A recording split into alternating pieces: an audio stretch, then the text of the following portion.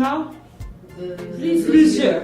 En fait, l'association Pluriel est une association de quartier de proximité en premier lieu, parce que ça a commencé en se rendant compte que dans l'immeuble en face, on avait beaucoup de femmes turques qui n'ouvraient pas la porte aux ouvriers qui venaient faire des travaux à domicile, et donc parce qu'elles ne comprenaient pas pourquoi cet homme voulait venir dans le domicile. On est depuis 10 ans, on travaille à la promotion et à l'intégration sociale et professionnelle donc des femmes migrantes.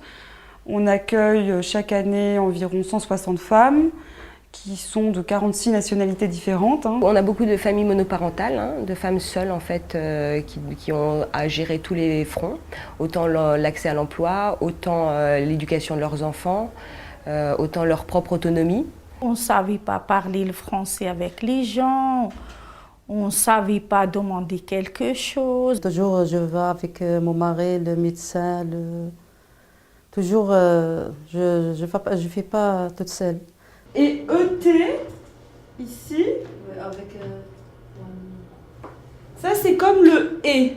Vous savez quand on dit par exemple Minga et Karima sont assises sur une chaise bleue. Donc en fait on a voulu mettre en place une nouvelle formation qui associe alphabétisation linguistique et alphabétisation numérique. Et au cours de cet atelier, on fait à la fois de la formation linguistique, donc il y a des exercices interactifs de français, mais aussi une formation numérique où on va aborder des outils de la vie quotidienne et de la vie professionnelle numérique, comme un traitement de texte, on va apprendre à s'en servir, le maniement d'Internet, aller sur un certain nombre de sites aussi. Vous vous souvenez, là on fait vérifier ici, et là en rouge, d'accord, vous avez toutes les faux. Là, c'est ce qui est faux.